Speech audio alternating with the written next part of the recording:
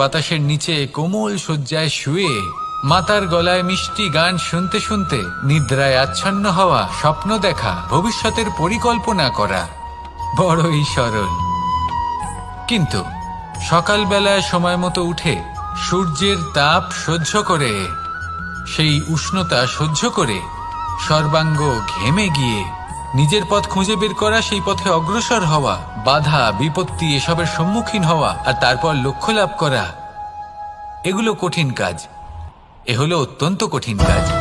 যদি আপনি চান যে স্বপ্ন আপনি দেখেছেন তা সত্যি হোক, তাহলে দিনের বেলায় আপনাকে বেরিয়ে কর্ম করতেই হবে, পরিশ্রম করতেই হবে।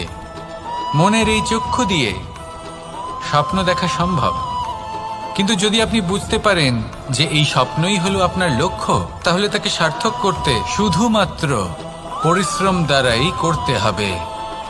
তাহলে